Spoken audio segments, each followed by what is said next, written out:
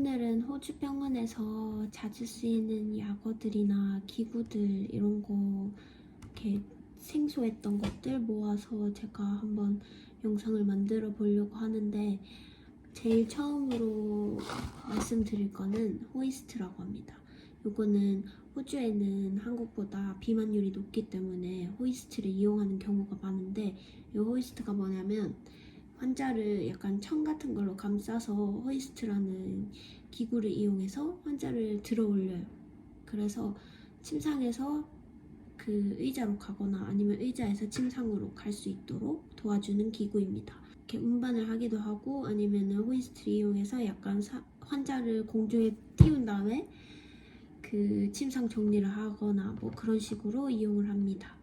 이런 거는 혼자서 사용할 수 없고 최소 2명 이상, 엄청 무게가 많이 나가면 5명까지 이렇게 같이 이렇게 사용을 해서 도움을 받아서 환자를 운반하는 경우도 봤습니다. 두 번째는 세라스테디. 요거는 환자가 일어설 수 있는 힘만 있으면 세라스테디를 이용을 해서 화장실까지 데려다 주는 용도로 사용이 됩니다. 그래서 세라스테디를 이용하는 담당 환자가 많으면 화장실만 보내다가 1시간, 2시간이 금방 가기도 합니다. 이렇게 이제 세라스테디를 이용하시는 분들은 변기에 앉는 것조차 버거울 수 있어서 그때 사용하는 또 하나의 기구가 있는데, 그거는 커머드 체어라고 합니다. 변기에 직접 앉지 않고 커머드 체어가 이제 구멍이 뚫려 있어서 엉덩이 쪽에 거기에 앉혀서 앉는데 힘이 좀 덜 들게 하는, 그러니까 커머드 체어가 변기보다 좀 더 높아서 이제 앉는데 조금 더 편할 수 있어요, 환자분한텐. 그래서 커머드 체어에 앉히는 경우가 있고, 세라스테디는 약간 걷는 힘이 없는 분들에게 사용한다면 침상에서 일어나서 몇 걸음 걷고 커머드 체어까지 앉아야 되기 때문에 그 정도의 힘이 있으면 커머드 체어를 그냥 태워가지고 바로 화장실로 보내드립니다. 근데 거의 세라스테디를 이용하는 경우가 많아요.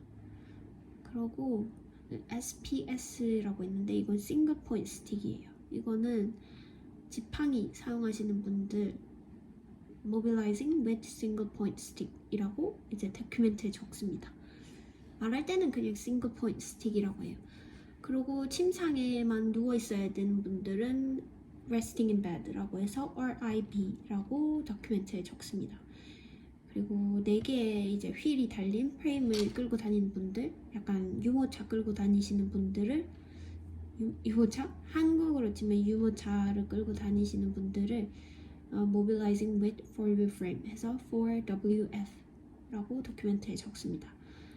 그리고 이제 바퀴가 2개 달렸으면 Two-Wheel Frame 이라고 해서 2WF 라고 적습니다. Four-Wheel Frame이나 Two-Wheel Frame으로 걸어 다니실 수 있는 분들이 있는데, 그런 분들 중에서도 이제 저희의 도움이 필요하면 with assistance라고 이제 다큐멘터리에 적어야 되고, 저희의 도움은 필요 없는데 약간의 이제 감독이 필요하다 싶으면 이제 옆에 supervision이라고 해서 SV라는 알파벳을 적습니다. 이제 SV라고 적으면 이제 조금 그 도움, 그러니까 감독이 필요하신 분들은 이렇게 SV라고 적고, 뭐 아무 문제 없이 잘 간다 그러면 independently mobilizing with four-wheel frame 이렇게 적으면 됩니다. 또 이제 환자가 이제 침상에서 조금 너무 밑에 내려와 있다 싶으면은, 한국에서는 저는 그냥 겨드랑이에 손 집어넣고 2명이서 이렇게 위로 올렸다면, 여기는 절대 그렇게 안 하고요. 슬라이드 시트라는 이제 2개의 천을 환자의 등허리에 집어넣어가지고 그걸로 이제 잡아 당기면서 환자를 위로 올립니다. 그거 올릴 때도 교육을 받았는데, 그냥 올리는 게 아니라 팔이 굽혀지지 않게 다리의 반동을 이용해서 위로 올립니다. 저희의 관절을 보호하기 위해서 그렇게 올리는 법도 배웠습니다. 그리고 환자가 프로시저 같은 데 갈 때 이제 침상에서 침상으로 옮기거나 침상에서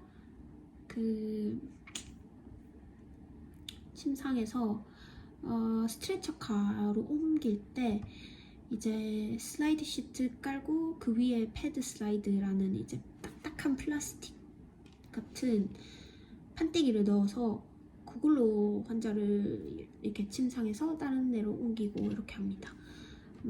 또 이제 환자분들 중에 용변을 가릴 수 있는 분들을 컨티넨트라고 하고 용변을 가릴 수 없는 분들 인컨티넨트라고 합니다.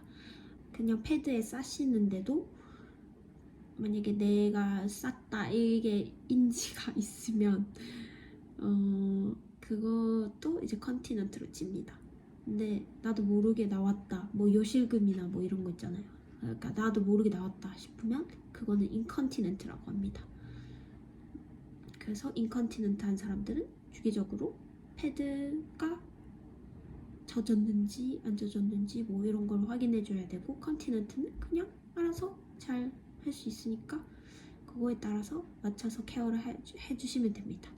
이제 인컨티넨트 한 분들을 위해서 깔아놓는 게 카일리 패드. 요거는 그냥 이제 침상에서 패드를 가니까 그 시트가 젖을 수도 있잖아요. 시트를 맨날 갈 수도 없고, 그래서 카일리 패드라는 커버하는 거를 좀 깔아놓고 환자를 눕힙니다. 이거는 한국에도 있었으니까 뭐 아실 것 같고, 스펠링이 카일리 제너랑 똑같아요. 그래서 뭐 기억하기 쉽습니다. 또 그 하늘색에 조금 더 작은 게 있는데 그거는 블루이라고 합니다. 블루이. 이거는 그냥 가볍게 넣었다 뺐다 할 수 있는 정도. 카일리는 좀 더 큽니다. 좀 사이즈가 커요. 그리고 그 환자분들이 이제 기저귀 패드를 착용하시는 분들이 있는데, 일단 저희 병원에서 사용하는 말은 내피나 그냥 패드라고 합니다. 근데 그 기저귀 중에서도 이렇게 찍찍이로 채우는 그런 기저귀가 아니라 그냥 팬티처럼 입히는 거는 풀럽이라고 합니다. 그냥 위로 당긴다 뭐 이런 뜻인 것 같은데 그냥 그렇게 풀럽이라고 얘기합니다. 그래서 환자분들이 풀럽 좀 갖다 줘 하면은 풀럽 패드 그 기저귀를 갖다 주면 됩니다. 또 중요하게 생각하는 것 중에 하나가, 환자 하루 동안에 용변을 받는지 안 받는지 요거를 꼭 인계할 때도 말해주고 더큐멘트에도 꼭 적는데, 만약에 용변을 받다 그러면 bowels opened 해가지고 BO라고 적고, bowels not opened 안 받다 하면은 BNO라고 합니다. 그리고 또 이제 뭐 환자 프로시저 갈 때나 수술방 갈 때 우리 한국 같은 경우에는 NPO, 그러니까 금식을 NPO라고 하는데 여기는 Kneel by Mouth라고 해서 NPO라고 적습니다. 또 수술방은 뭐라고 하냐면 뭐 Operating Room 뭐 이게 아니라 Theater라고 합니다. 극장, 영화관 이런 게 아니라 Theater, 수술방입니다. 저도 일한 지 얼마 안 됐을 때 그 클리니컬 널스가 와가지고 너 환자 뛰어러 갈 것 같아. 그러니까 좀 마음의 준비를 해라. 뭐 이런 식으로 얘기를 했어요. 뭐 그러니까 급하게 뭐 가면은 또 이제 그 수술 전에 간호 같은 것도 해야 되고 그러니까 약간 마음의 준비를 해라 이랬던 것 같은데, 띠어러가 제가 아는 띠어러는 영화관, 극장 이런 거밖에 없는데 이 병원에서 거길 갈 리도 없고 환자의 상태가 그렇게 막 좋지 않은데, 그래서 약간 짐작은 하고 있었는데 뭔지 정확히 몰라가지고 구글에 쳐봤는데 수술방 사진이 많이 나오더라고요. 그래서 그게 띠어러가 수술방이란 걸 알았습니다.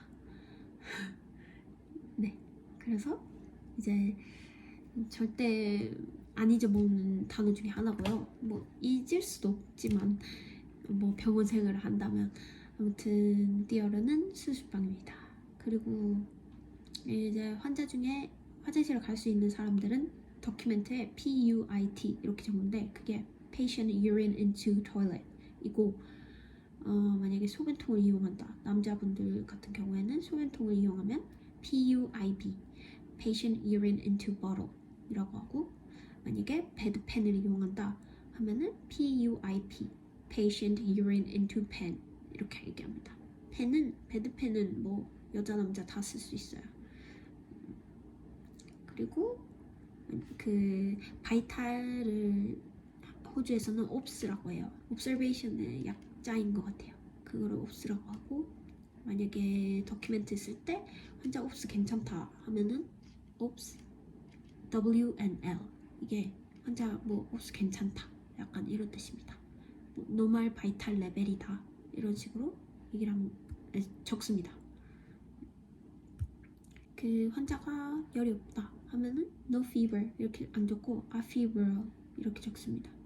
afebrile 뭔가 afebrile 이걸 제가 말해본 적이 없어서 그냥 적기만 해가지고 어떻게 발음하는지 들어볼까요?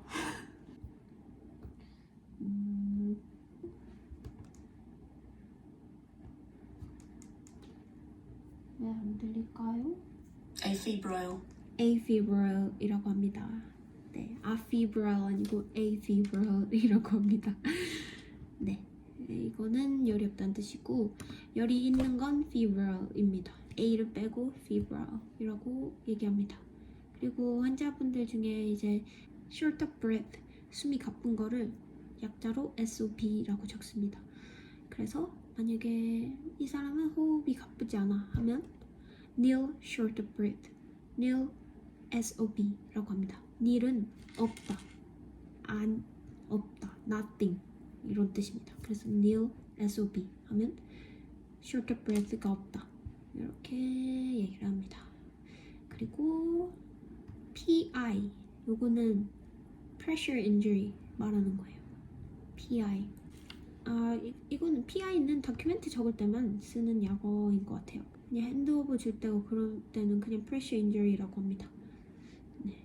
그리고 약 이제 하루에 2번 줄 때는 BID가 아니라 BD라고 하고, TID 3번, TID는 TDS라고 합니다.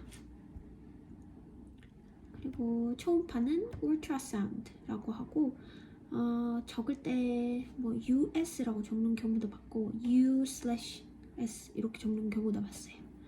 그리고 환자 이제 라인 잡을 때 토니캡 묶고 뭐 주먹 쥐었다 폈다 해주세요 이렇게 할 때 저는 몰라서 어떻게 말하는지 몰라서 squeeze your hand 이랬거든요. 근데 그게 아니라 make a fist 라고 합니다. 이게 정확한 표현이에요. 이제 처음엔 뭔지 몰라가지고 그냥 맨날 squeeze your hand 했다가 다른 간호사가 다르게 말을 하는 걸 듣고 근데 제대로 못 들었어요. 그래서 나중에 이제 환자분한테 할 기회가 생겼을 때 근데 이거 뭐라고 해? 이렇게 얘기하니까 make a feast 라고 하는 거예요. 환자한테 이제 배운 문장인 거죠. 그래서 이제 make a feast라고 하고 네, 선생님들도 나중에 squeeze your hand 뭐 이렇게 말하지 마시고 그냥 make a feast라고 해보세요. 이제 그 IV 그거는 캐뉼라 아니면 IVC라고 합니다. 카테터, 한국에선 카테터라고 저는 했어가지고 이게 너무 헷갈리는 거예요. 왜냐면 여기서는 이걸 캐뉼라라고 하고 그 소변줄을 카테터라고 해요. 그래서 맨날 그 환자 누가 핸드오버 해줄 때 막 카테터 얘기하면은 이 카테터를 생각을 하는 거예요. 근데 이제 캐뉼라 그리고 그 소변줄은 카테터라고 합니다. 근데 카테터가 그냥 카테터 아니고 그냥 IDC라 하거나 뭐 IDC 카테터라고 합니다. 네. 또 PICC 있는 분들을 PICC line이라고 합니다. 스펠링은 똑같은데 말할 때 PICC line이라고 해요. 그리고 BST는 BSL이라고 합니다. 저는 방탄 팬이라서 맨날 BST 얘기할 때 한 번씩 뇌로 생각하고 말을 하는 정도였단 말이죠. 근데 여기서는 BST를 안 쓰고 BSL을 쓰니까 훨씬 더 안 헷갈립니다. 그래서 BSL이라고 말하시면 됩니다. 제가 준비한 건 이까지고요. 감기가 걸려서 말하는데 들으시는데 약간 거북할 수도 있지만 영상 안 만든 지 좀 오래돼서 빨리 들고 와봤고요. 다음에 또 이제 이렇게 몰랐던 거, 생소했던 그런 문장? 뭐 문장이 아니라 약어? 뭐 이런 기구들 같은 거 있으면 또 한 번에 모아서 또 영상 만들어 보도록 하겠습니다. 그럼 저는 이제 가겠습니다. 안녕!